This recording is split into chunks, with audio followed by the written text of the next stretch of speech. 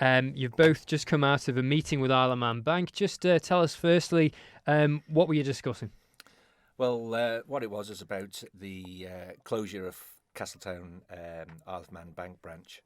And Jason and myself, we wrote a letter to the bank which was delivered to Castletown yesterday. And Stuart Chivers got back to us late yesterday, and we'd requested an urgent meeting. And we do appreciate that they've actually fitted us in at 9 o'clock this morning. And is he the local boss of the bank? Yeah. Right. So, I mean, obviously you were both trying to get them to change their minds or at least consider things. How did it go? It was a good meeting, but in terms of moving forward, we're still not a lot closer than we were when we went into the meeting.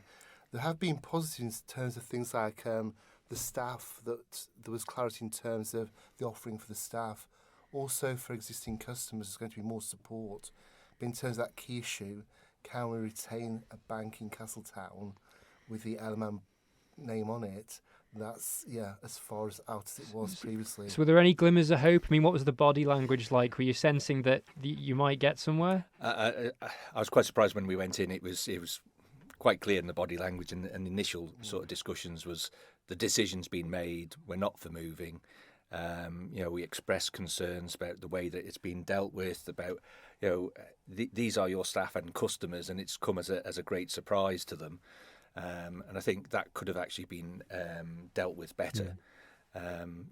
Nobody ever gets it totally right. You could always improve, but I think sort of for a number of the staff, it came as a huge surprise that Castletown was actually closing, considering Port Erin had been closed for some considerable time. Well, do we know why Castletown closed and not Port Erin? That's been a question on some people's lips. It basically came down to the information that has remained confidential, and that's the issue. So we don't know. Well, they gave us some indication that Port Erin's figures were higher, but in terms of drilling down into them and seeing them, that's something that wasn't available. And I think one of the things is that sort of when we pushed to see about the data about which branch was the most, they still wouldn't move, but they were saying, oh well, it's thousands a year. Well, that doesn't equate to many a week, but Well, does that suggest to you that that's not the real reason?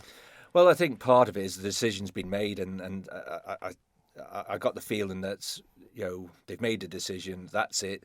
And trying to get any sort of movement, even when we suggested, well, what about 3 days a week in one, 2 days in the other, because then you're still making that saving.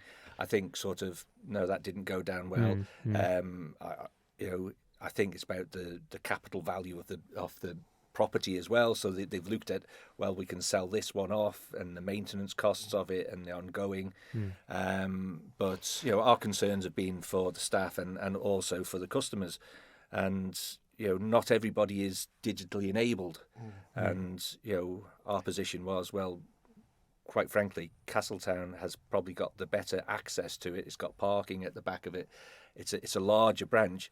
And that was something that they did put over, was that during the COVID period, that it had a bigger banking area for the staff to make it safer for them and the two entrances.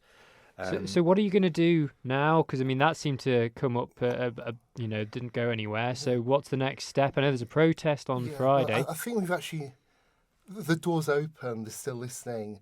I mean, they can be listening, but if they're not going to do anything, what's the point? Yeah, their argument is that the decision was made on island, that on Friday... Do you believe it was made on island, considering the management structure of the bank? If they're paying someone to be responsible for a certain area, then there's going to be input.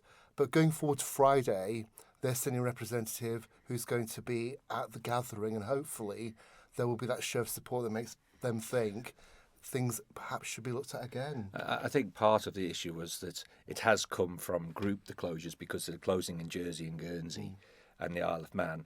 And I took away that the decision on which branches actually fell on Isle of Man. So which branches was a decision on the Isle of Man.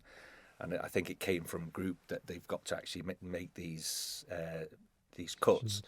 Well, if decisions are being made about the Isle of Man Bank, I mean, it says Isle of Man Bank on it. If they're not being made here, or they've been influenced somewhere else, what's the point in having Isle of Man Bank if it can't be there for its customers? I think that's physically. That's the key point that hopefully they're thinking about.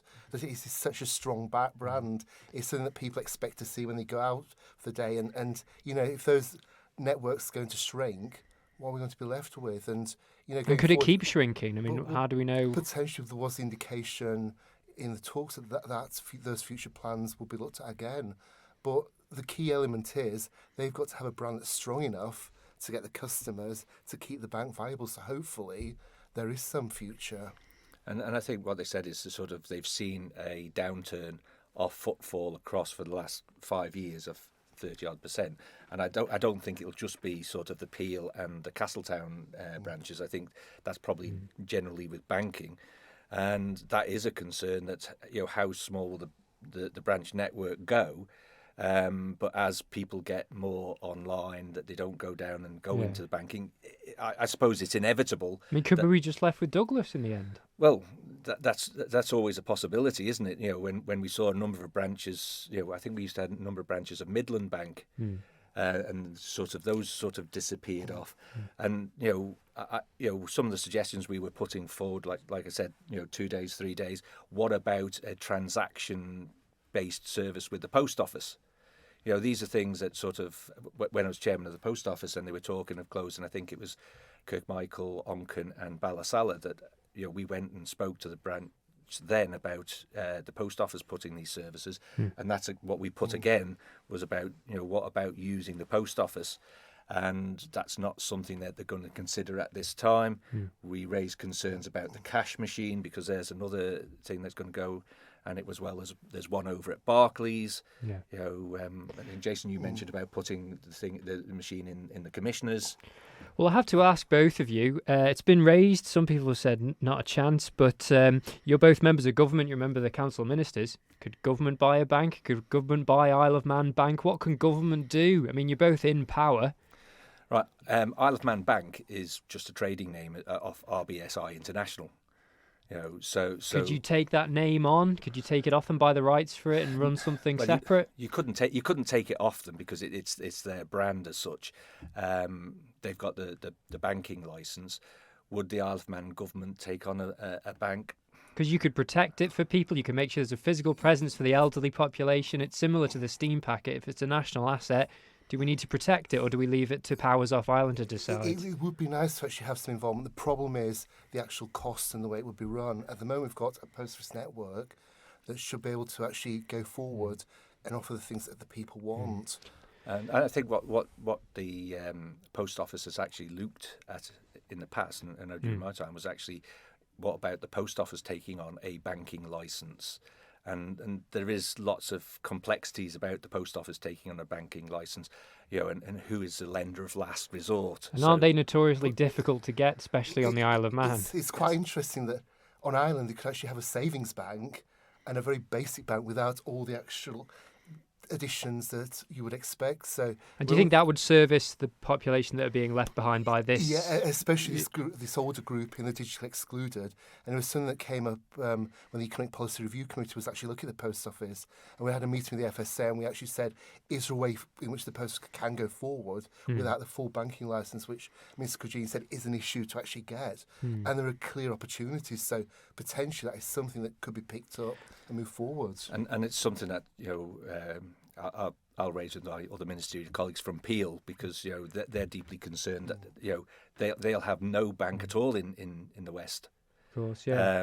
Well, how does it sit with the post office's strategy? Because we know that some post offices are closing. I mean, you're both on record with your views on that. But I mean, I'm surely sort of giving more to the post office is not really what's happening at the moment. They're sort of shrinking their footprint. I think one of the things is about the competitiveness of the post office and how keen they're actually to bring those services forward, and that's always been a concern, because like in Ballasalla, we were told, oh yes, well we're open-minded at it. We're going to look at putting this machine in. We're now months past the post office has been shut, and there's still no machine in Ballasalla. So it is coming, though. We're led to believe. Yeah. So's Christmas, and these are the issues that we need to push forward to. Is we need to get these things actioned a lot quicker, and like Jason said, us as politicians, we need to sort of have this clear. How are we going to deal with the post office network? Are we going to sort of push the post office to provide more services to So the public. basic banking Yeah. services, yeah. Well, just a final question. Obviously, there is the demonstration. There's one in Castletown on Friday. There's one in Peel on Saturday. For anyone who does feel really strongly, because some people really do about this bank issue, what do you say to them? How can they have an influence on this decision? I think it's that show of support. More people that actually turn up. They're saying, you know, this is something we should have. This is something you as decision makers should be thinking about. Yeah, and I think that possibly needs to be that concern needs to be actually raised as far as RBSI International in Jersey, you know, to pass that on to there. Not just it just sits here. It actually at those decision makers who've said Jersey, Guernsey, Isle of Man, they need to be aware of the feeling of the public of, you know, whether they want those branches and I think the consultation, the way that it's been dealt with about how those customers are dealt with into the future